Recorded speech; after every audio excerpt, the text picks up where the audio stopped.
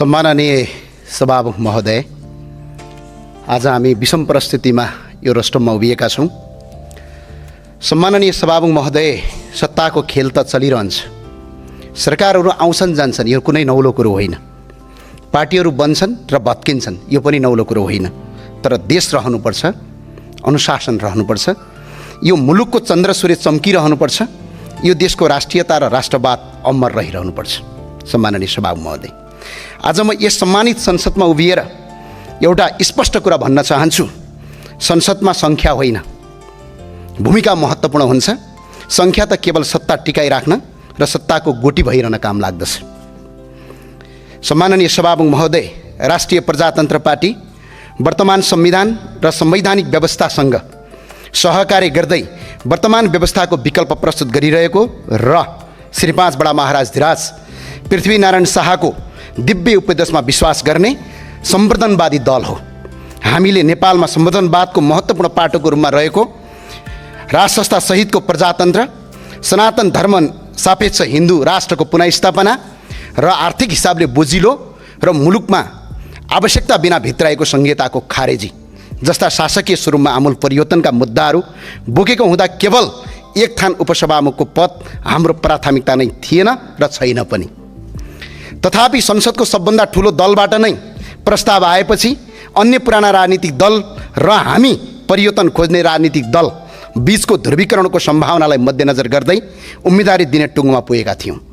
यसै सन्दर्भमा हिजो बिहान एकातिर उपसभामुखको निर्वाचन सम्बन्धी छलफलमा अन्य प्रतिपक्षी दलहरूले रापरपालाई बाइपास गरी छलफल चलाइरहेका थिए भने अर्कातिर रासपा सभापतिबाटै सहयोगको आश्वासन प्राप्त गरेपछि रापरपा संसदीय दलको सर्वसम्मत निर्णयले हामीले उपसभामुखमा उम्मेदवारी दिएका हौँ। सम्माननीय सभामुख महोदय, आजको हाम्रो उम्मेदवारीले राजनीतिकमा स्पष्ट कित्ता क्लियर बनाएको छ।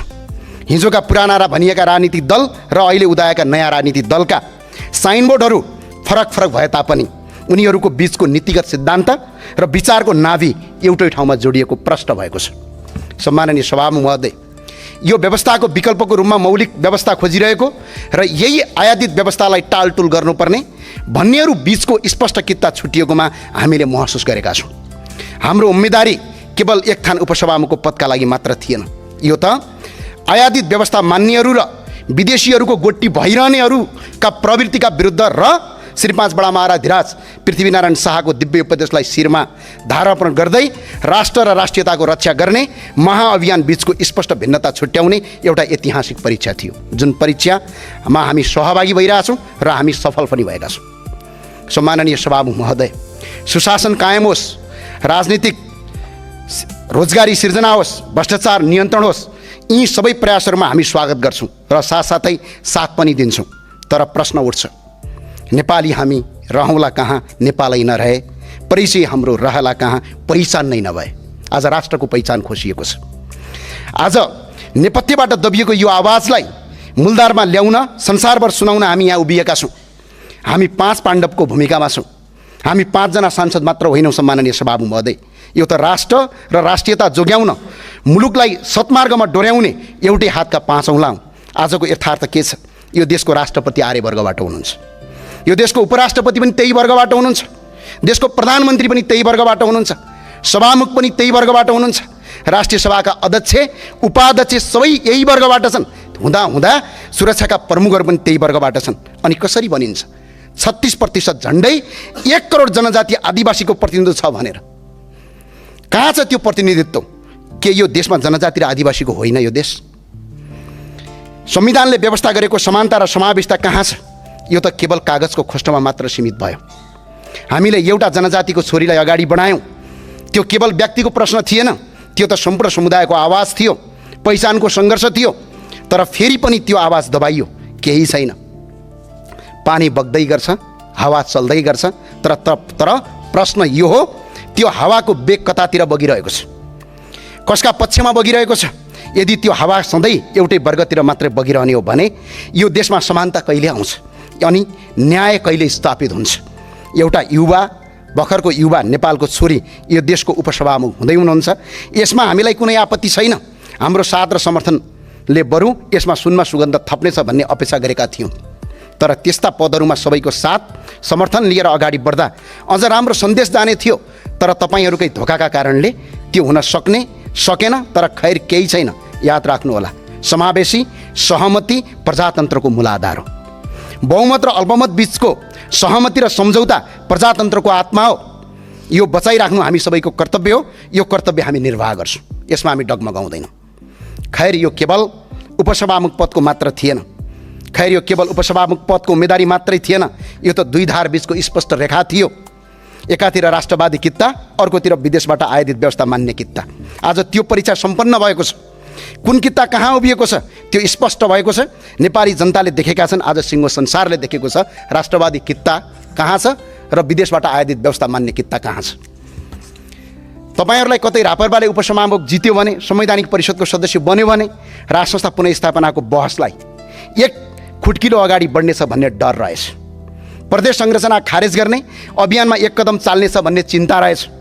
हिन्दू बुद्ध किराँत सहितको वैदिक सनातन परम्परामा आधारित धर्म सापेक्ष राष्ट्रको बहसलाई अगाडि बनाउँछ भन्ने त्रास रहेछ। सायद तपाईँलाई लागेछ हामी तपाईँहरूकै डाइभर्सिटीमा बसेर मुलुकलाई राष्ट्रवादी दिशातर्फ अघि बढाउँछन् कि भन्ने डर, र तपाईँहरूकै मुटुभित्र बसेर आयातित विदेशीहरूले ल्याएको आयातित व्यवस्थाको धड्कन बन्द गरिदिन्छौँ भन्ने त्रास रहेछ। तर आज यस संसदको रोस्टरमा म स्पष्ट भन्न चाहन्छु, यो काम हामी तपाईँहरूसँग मिलेर पनि गर्न सक्थ्यौँ र गर्थ्यौँ पनि। हामी पद पाए भन्दैमा पछि हट्ने थिएनौँ। राष्ट्रको पहिचान स्थापित गर्ने महाअभियानको कदम अगाडि चाल्ने थियौँ र तपाईँहरूको सहकार्यको बाटो खोज्थ्यौँ र साथमै लिएर अगाडि बढ्ने थियौँ। तर खैर सायद तपाईँहरूको बाध्यता थियो, सायद तपाईँहरूलाई त्यस्तो निर्णय गर्न बाध्य बनाइयो। हामीले त्यो अवस्थालाई बुझ्छौँ। त्यसैले असहमति हुँदाहुँदै पनि तपाईँहरूप्रति हाम्रो सदाशयता रहिरहनेछ र राष्ट्रका मुद्दाहरूमा हामी एकै ठाउँ, हामी सधैँ संवाद र सहकार्यको ढोका खुला राख्नेछौँ। आज तपाईँहरूसँग बहुमत छ, संसदको सङ्ख्या तपाईँहरूको पक्षमा छ, कुर्सीहरू भरिएका छन्। हाम्रा कुरा अहिले तपाईँहरूलाई सामान्य र हास्यपदक लाग्न सक्छ, तर समय बलवान हुन्छ। त्यो दिन आउनेछ जब यही शब्दहरू सत्य साबित हुनेछ। सम्माननीय सभामुख महोदय, एउटा कथन थियो, युद्ध र प्रेममा सबै कुरा जायज हुन्छन् भने जस्तै राजनीतिमा आश्वासन र धोका पनि जायज हुँदो रहेछ भन्ने कठोर यथार्थ बुझ्दैछु म। युद्ध र प्रेममा सबै कुरा जायज हुन्छन् भने जस्तै राजनीतिमा आश्वासन र धोका पनि जायज हुँदो रहेछ भन्ने कठोर यथार्थ बुझ्दैछु। अब बोलीभन्दा बढी सङ्केत बुझ्नुपर्ने कुरा सिक्दैछु, किनकि बोलीको कुनै भर हुँदो रहेनछ।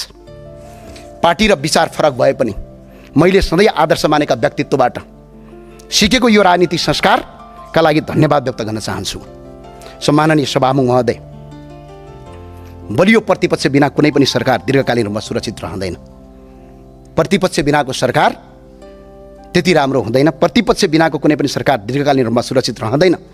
बलियो प्रतिपक्ष नै प्रजातन्त्रको सुन्दरता हो। त्यसैले हामी सङ्ख्यामा कम भए पनि विचारमा बलिया छौँ। हामीले यो संसदको बलियो प्रतिपक्षको भूमिका खेल्नेछौँ र प्रतिपक्षमा रहन्छौँ पनि। प्रजातन्त्रलाई फुल्ल र फुलाउन, अझै सुन्दर बनाउन अहम भूमिका खेल्नेछौँ। प्रतिपक्ष बिनाको सरकार नुन बिनाको तरकारी जस्तै हुन्छ। त्यसैले यो सरकारलाई बलियो प्रतिपक्ष भएर सहयोग गर्छौँ। र सम्माननीय सभामुख महोदय, आज यो रोस्टरमा उभिँदै गर्दा राजनीति अलिअलि सिकियो, कस्तो हुँदो रहेछ राजनीति भन्ने कुरा सिकियो र बुझियो पनि। तर याद रहोस्, यो राजनीतिक सधैँ नदी पनि सधैँ एउटै बेगमा बगिरहँदैन। काहीँ थुनिनुपर्छ र काहीँ ताल तलैयामा मिसिनुपर्छ, र सधैँ हामी पाँच मात्रै हुने छैनौँ। र याद रहोस्, राष्ट्रिय प्रजातन्त्र पार्टी त्यो शक्ति हो 2064 सालको स्थापनापछि सशस्त्र सङ्घर्षबाट आएको माओवादीले पनि पतन गर्न नसकेको शक्ति हो। यो शक्ति लुज हुँदैन हो। खैर हामीले एउटा विश्वासलाई आत्मसात राखेका थियौँ। त्यो विश्वासका साथ हामी अगाडि बढ्छौँ। अरू कसैलाई केही भन्नु छैन, केही गुनासो छैन। हामीले अघि नै भनिसक्यौँ, तपाईँको बाध्यता बुझेका छौँ, त्यो बाध्यतालाई आत्मसात गरेका छौँ र तपाईँहरूसँग सहकार्य गर्ने बाटो खुला छ। तर संसद सधैँ सत्ता पक्षको होइन, संसद प्रतिपक्षमा बसेर हाम्रो भूमिका निर्वाह गर्छौँ।